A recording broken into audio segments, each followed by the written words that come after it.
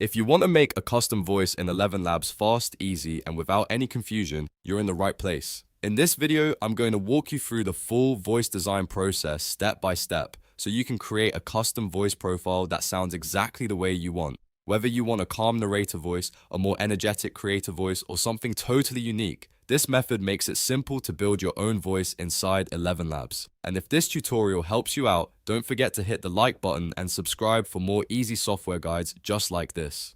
Alright, let's jump in. First, open your ElevenLabs dashboard and look at the left-hand menu. From there, click on Voices. This is where all of your voice tools and saved voices are managed. Once you're inside the Voices section, click Add a new voice. A menu will appear, and here you want to choose Voice Design. This is the feature that lets you generate a custom voice based on a written prompt and sample settings, instead of manually recording everything from scratch. Now you'll see the prompt field. This is where you type a descriptive style script that explains the kind of voice you want ElevenLabs to create. Be as specific as possible. For example, you might describe the tone, pacing, accent, energy, age, or style of delivery. The more detail you give, the better the system can match your vision. Next, look below the prompt for quick tags. These are preset style options that can instantly shape the voice direction. If you want to speed things up, pick one or more tags that fit the voice you're trying to make. This is a great shortcut when you already know the general sound you want. After that, move to the preview text box. This is where you insert a sample of text that the voice will read aloud during the preview process. Use text that sounds natural and matches the type of content you plan to create.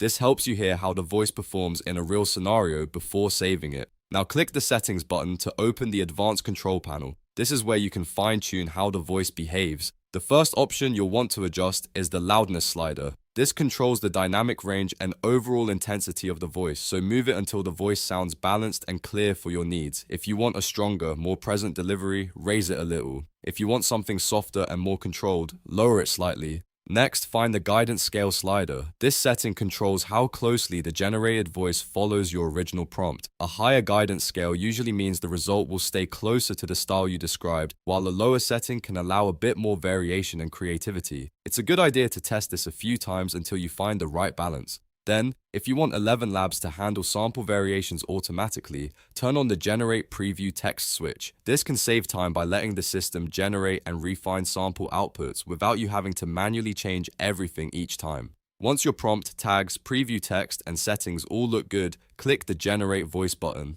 ElevenLabs will now compile your new custom voice profile and create a set of voice samples for you to review. After the generation finishes, you'll usually get 3 samples to choose from. Listen to all 3 carefully because each one may have slightly different qualities, and one may sound closer to your ideal result than the others.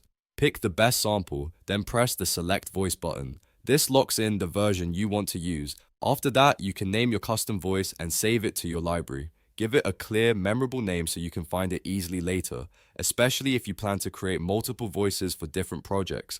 And once it's saved, your new custom voice is ready to use in your scripts, videos, narrations, or any other ElevenLabs project. So that's the full process for making a custom voice in ElevenLabs using voice design. It's quick, beginner-friendly, and gives you a lot of creative control over the final result. If this video helped you, make sure to like the video and subscribe for more practical tutorials like this one.